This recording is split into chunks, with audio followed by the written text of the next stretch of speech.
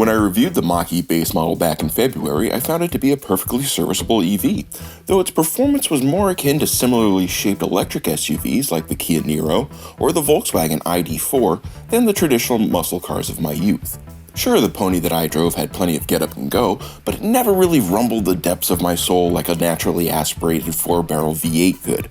Ford's newly released Mach-E GT and GT Performance editions, on the other hand, absolutely do.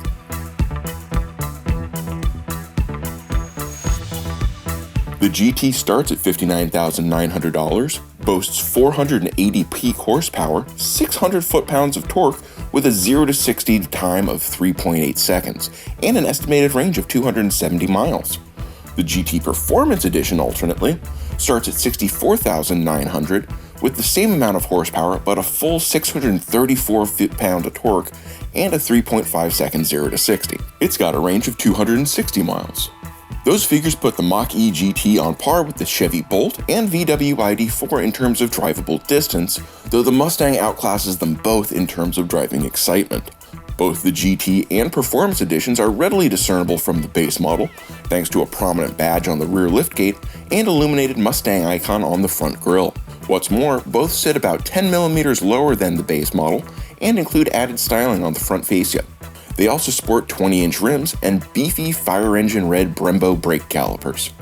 Conversely, their interiors are practically identical to the base, save for the upgraded seats, which offer added cushioning and lateral support for when you take the GT out hoonin'. As for driving performance, I'm a bit torn. I'm still having difficulty, just as I did back in February, reconciling that the Mustang, one of America's most venerated muscle cars, is now an SUV, and despite its overwhelming power output, still largely drives like one. I mean, give me a straight shot and the GT can, will, and very much did beat the pants off of any Tesla on the freeway, as well as one overly confident tailgating Supra. But trying to heave the GT around hairpin turns or navigate the treacherous winding roads of Highway 17, and you can feel the Mach-E wallop. Granted, the Magna Ride suspension system does a bang-up job of keeping the GT's body roll to a minimum, but there's simply no hiding the fact that you're throwing 4,600 pounds of SUV around. Range anxiety wasn't much of a concern during my test thanks to the Mach-E's connected navigation system that monitors the vehicle's battery levels and points out available charging stations along the drive route.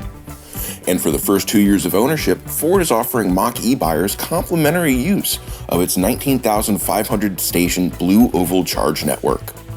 Head over to your local Ford dealership to take a test drive of your own, and stay tuned to Engadget for all of your EV and automotive needs. Thanks, everybody.